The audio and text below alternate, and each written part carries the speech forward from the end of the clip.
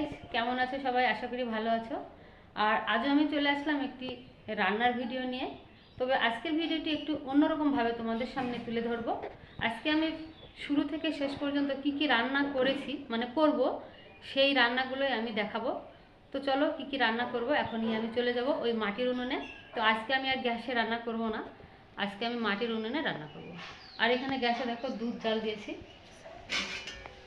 দুধ জাল দিয়ে বসিয়ে রেখেছি। তবে আজকে আমি মাটির উনুনে রান্না করব।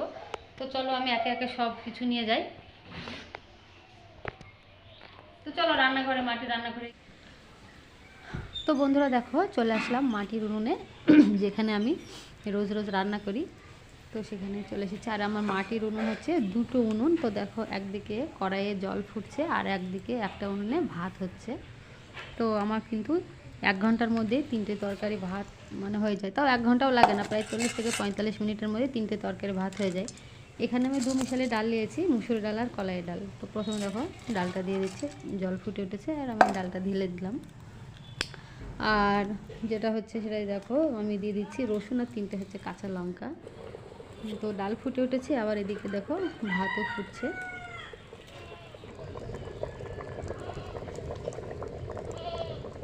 আর কি কি রান্না করব সেটুকু দেখাচ্ছি। তো এদিকে দেখো ভাত ফুটছে, ওদিকে ডাল ফুটছে, আর এদিকে দেখো আমি মাংস আগে থেকে ভালো করে ধুয়ে নিয়েছি। আর এই কাঁচা লঙ্কা, পাকা লঙ্কা, আদা, রসুন, জিরে, মৌরি সবগুলোই নিয়ে নিয়েছি। আজকে আর গোটা ধনে নেই, তবে গোটা ধনে না থাকলেও ধনের প্যাকেট আছে, ধনে গুঁড়ো। আর এখানে দেখো আমি হচ্ছে ঢ্যাঁড়স ভালো করে ধুয়ে কেটে রেখে দিয়েছি।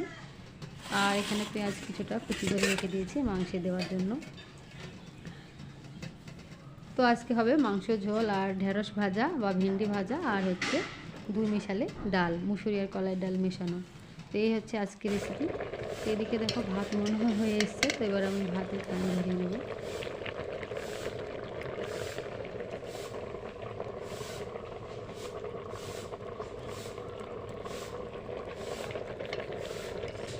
ভাত হয়ে গেছে, এখন আমি ফ্যান ঝরিয়ে নেব।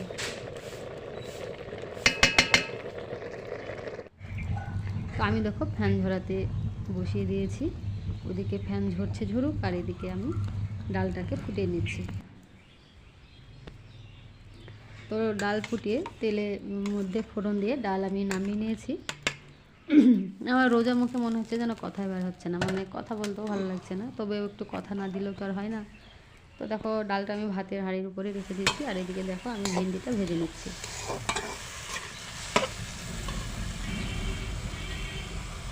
তো ভেন্ডি প্রায় ভাজা হয়ে যাচ্ছে, আর 2 থেকে 3 মিনিট নাড়াচাড়া করে দিলে ভেন্ডি ভাজা রেডি। তো আমি ভেন্ডি ভাজাটাও নামিয়ে নেব। তো আর একটুখানি নাড়াচাড়া করে নিই। দেখো ভেন্ডি ভাজাটাও আমি একটি পাত্রে নামিয়ে নিলাম, একটি বাটিকু। এবার আমি কড়াইটা ভালো করে ধুয়ে মাংসটা কষিয়ে দিয়েছি। তো মাংসতে ধরো আমি যা যা মশলা দিয়েছি তো দেখিয়ে দিলাম। হলুদটা ছিল না, তাই হলুদটা দিচ্ছি। আর এখন আমি দেবো ওই যে ধনিয়া গুঁড়ো বললাম, তো যে গোটা ধনিয়া নিয়ে, তো এই গুঁড়োটাই দিয়ে দেবো প্যাকেটে, দিয়ে দিচ্ছি।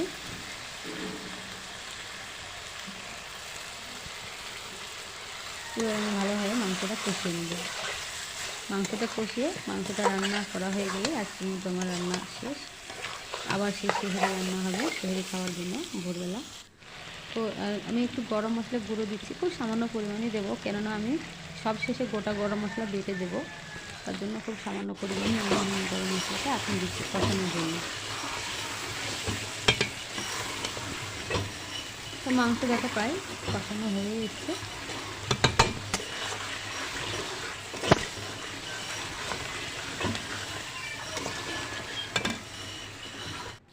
তো মাংস থেকে তেল ছেড়ে এসছে, মশলা থেকে তেল ছেড়ে এসছে, তাহলে বুঝে নিতে হবে আমার মাংস কষানো একদম রেডি।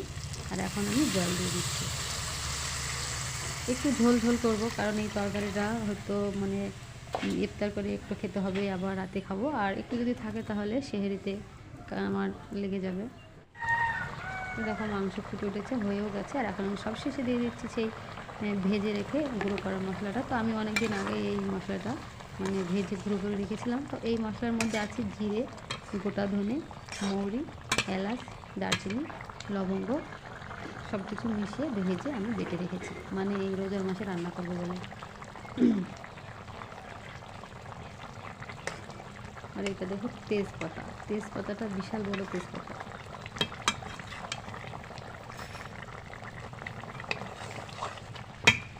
তো মাংস কিন্তু হয়ে গেছে, এবার আমি নামিয়ে নেব।